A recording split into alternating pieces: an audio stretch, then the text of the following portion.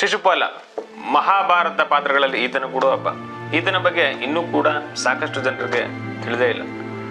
ಶಿಶುಪಾಲನು ಭಗವಾನ್ ಶ್ರೀ ವಿಷ್ಣುವಿನ ದ್ವಾರಪಾಲಕನಾದಂತಹ ಜಯನ 3ನೇ ಜನ್ಮ ಅಂತ ಪುರಾಣಗಳಲ್ಲಿ ಉಲ್ಲೇಖಿಸಲಾಗಿದೆ. ಮಹಾಭಾರತದ ಮಹಾಕಾವ್ಯದಲ್ಲಿ ಶಿಶುಪಾಲನು ಶ್ರೀಕೃಷ್ಣ ಸೋದರತ್ತೆ ಶ್ರುತಶ್ರವೆಯ ಮಗ. ಆದರೂ ಕೂಡ ವಿಷ್ಣು ಅವತಾರಿ ಶ್ರೀಕೃಷ್ಣ ಶಿಶುಪಾಲನನ್ನು ವಧೆ ಮಾಡ್ತಾನೆ. ಇದಕ್ಕೆ ಕಾರಣ ಏನು ನೋಡೋದ ಬನ್ನಿ. ಶಿಶುಪಾಲ ಹುಟ್ಟುತ್ತಲೇ 4 ಕೈಗಳು 3 ಕಣ್ಣುಗಳನ್ನು ಹೊತ್ತು ಹುಟ್ಟುತ್ತಾನೆ.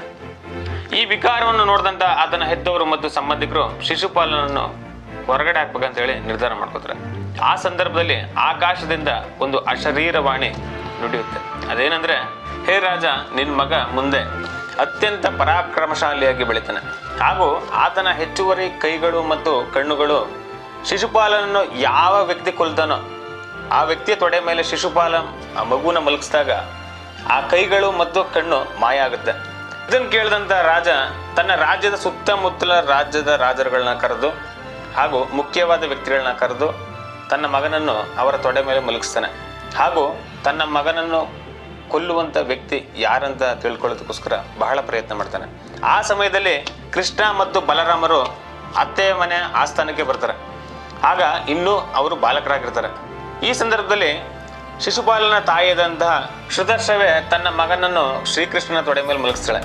ತಕ್ಷಣವೇ ಶಿಶುಪಾಲನ ಹೆಚ್ಚುವರಿ ಕೈಗಳು ಹಾಗೂ ಕಣ್ಣು ಮಾಯ ಆಗುತ್ತೆ. ಈ ಘಟನೆ ಶಿಶುಪಾಲನಂತ ಕೊಲ್ಲುವಂತ ವ್ಯಕ್ತಿ ಶ್ರೀಕೃಷ್ಣನೇ ಆಗಿರ್ತಾನೆ ಅಂತೇಳಿ ಅಲ್ಲಿರುವಂತಹ ಸಭೆ ಮತ್ತು ಶಿಶುಪಾಲನ ತಂದೆ ತಾಯಿಗೆ ತಿಳಿಯುತ್ತೆ. ಶಿಶುಪಾಲನ ಸಾವಿಗೆ ಶ್ರೀಕೃಷ್ಣನೇ ಕಾರಣ ಆಗ್ತಾನೆ ಅಂತ ತಿಳಿದಂತಹ ಶ್ರುತಶ್ರವೆ ಕೃಷ್ಣನನ್ನು ಪರಿಪರಿಯಾಗಿ ಬಿಡ್ತಾಳೆ. ನನ್ನ ಮಗನನ್ನು ದಯವಿಟ್ಟು ಕೊಲ್ಬೇಡ ಅಂತೇಳಿ. ಆಗ ಕೃಷ್ಣ, ಶಿಶುಪಾಲನು ಎಂತಹದ್ದೇ 100 ತಪ್ಪುಗಳನ್ನು ಮಾಡಿದ್ರು ಕೂಡ ನಾನು ಅವನ್ನ ಕ್ಷಮಿಸ್ತೇನೆ. ಆದರೆ 101 ಅಪರಾಧ ಮಾಡಿದ್ರೆ, ಮಿತಿ ಮೀರಿ ನಡೆದ್ರೆ ಖಂಡಿತವಾಗ್ಲೂ ಆತನನ್ನು ಕೊಲ್ತೇನೆ ಅಂತೇಳಿ ಪ್ರತಿಜ್ಞೆ ಮಾಡ್ತಾನೆ. ಶಿಶುಪಾಲ ಬೆಳೆದ ಕೃಷ್ಣನ ಮೇಲೆ ಅಪಾರವಾದಂತಹ ದ್ವೇಷಕಾರ್ಥ ಬೆಳಿತಾನೆ.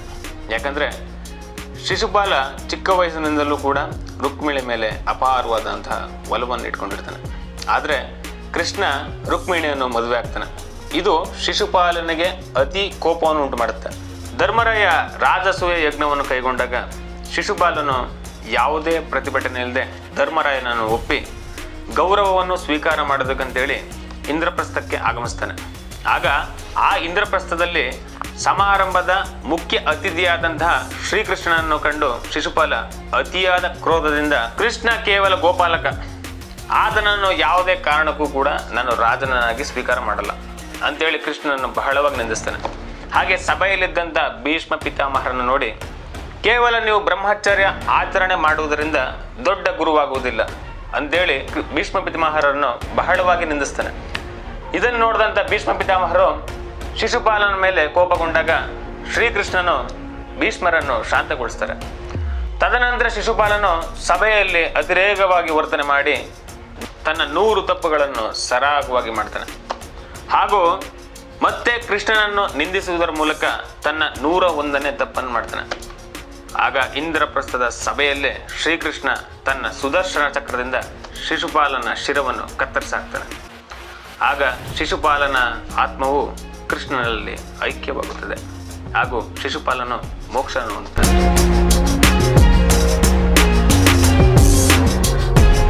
ನಮ್ಮ ಜೀವನದಲ್ಲಿ ನಾವು ಸಾಕಷ್ಟು ತಪ್ಪುಗಳನ್ನ ಮಾಡ್ತೇವೆ ಮತ್ತು ಅದೇ ತಪ್ಪನ್ನ ಮತ್ತೆ ಪುನರಾವರ್ತನೆ ಆಗದೆ ಹೊರಗೆ ನಾವು ಬಹಳ ಎಚ್ಚರದಿಂದ ನಡಿಬೇಕು. ಇಲ್ಲಾಂದ್ರೆ ಕಾಲ ನಮಗೆ ಸರಿಯಾದ ಉತ್ತರವನ್ನು ಕೊಟ್ಬಿಡ್ತದೆ. ಮುಂದಿನ ಮಹಾಭಾರತ ಸರಣಿಯಲ್ಲಿ ಭೇಟಿಯಾಗೋಣ. ಅಲ್ಲಿವರೆಗೂ ನನ್ನ ನಮಸ್ಕಾರ. ನಾನು ನಿಮ್ಮ ಜಯಂತ್ ರಾವ್.